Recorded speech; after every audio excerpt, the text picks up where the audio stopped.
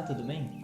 Hoje eu quero falar para vocês um resumo do livro Não Me Faça Contar Até Três, da autora Ginger Plowman, ou Ginger Hubbard. Então, a primeira informação interessante desse livro é que ele foi escrito em inglês em 2003, mas ele foi traduzido para o português em 2013, 10 anos depois. Nesse intervalo, aconteceu muita coisa na vida da Ginger, da autora, tanto que ela muda de sobrenome. Então, nas primeiras edições do livro, você encontra ele como Ginger Plowman. Nas novas versões, como Ginger Hubbard. Ela ela conta no blog dela, então eu dei uma lidinha lá, sofreu um divórcio por conta da traição do marido e acabou casando de novo, por isso a mudança de sobrenome. Mas isso não afeta o conteúdo do livro, né? O conteúdo do livro é como trabalhar a questão da disciplina nas crianças segundo a visão bíblica. Esse livro é da editora Fiel, que já mostra uma visão mais conservadora. A editora Fiel, creio eu, ser da Igreja Presbiteriana, traduzindo livros da Igreja Presbiteriana nos Estados Unidos, então eles apresentam uma visão mais tradicional. Né? Eu já fiz até um resumo aqui de um outro livro, Homens de Verdade, também da editora Fiel, eu deixo o link aqui na descrição, caso interesse. Então, é um livro de leitura rápida, 140 páginas, dá para ler em uma semana tranquilo.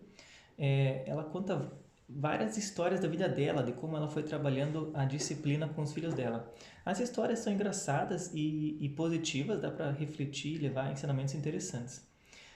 E um fato interessante é que esse livro foi escrito para mulheres, então para mães. Então ela escreve muitas coisas sempre no feminino. Mas não deixa de ser interessante também para um pai ler. Então a parte número 1 do livro ele é dividido em 3 partes. Né? A parte número 1 é como eu chego ao coração da criança, para eu não simplesmente disciplinar um ato sem que isso gere uma mudança no coração da criança. A parte número 2 é como eu faço a disciplina, né, a repreensão oral, como eu corrijo verbalmente o meu filho. Como eu posso conversar com ele, qual é a autoridade dos pais para falarem com seus filhos, o poder das palavras e o poder da manipulação também. É interessante, assim. E a parte número 3, que eu diria que é a parte mais polêmica do livro, que é sobre o uso da vara. Então, a autora, ela se baseia, né, biblicamente no livro de Provérbios para defender essa visão dela. Uma visão conservadora e que ela apresenta detalhadamente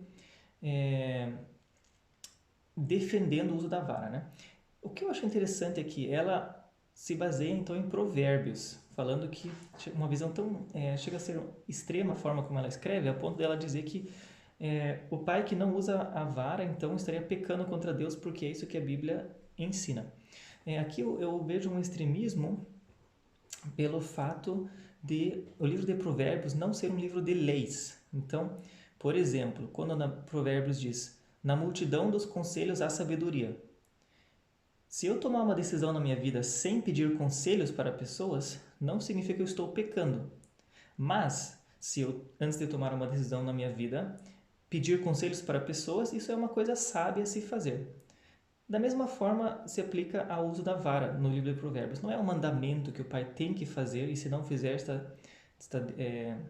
desobedecendo a Deus. Mas, se o fizer de acordo com o que diz na Bíblia, colocando limites para seus filhos, é um tipo de sabedoria.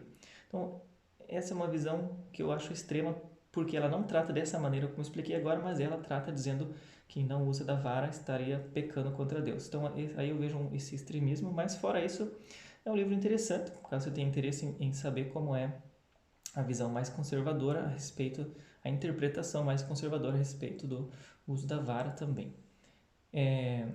No final tem alguns apêndices interessantes no livro, né? Por exemplo, como orar por seus filhos, quando ela está citando vários versículos que falam sobre oração e como você pode utilizar eles especificamente para orar por seus filhos, com eles juntos e também quando eles não estiverem juntos. Então é um livro interessante, vale a leitura, vale a reflexão a respeito do assunto. Muito obrigado. Se você tiver algum comentário, alguma dúvida, fique à vontade para escrever aí que eu respondo para você. Deus te abençoe.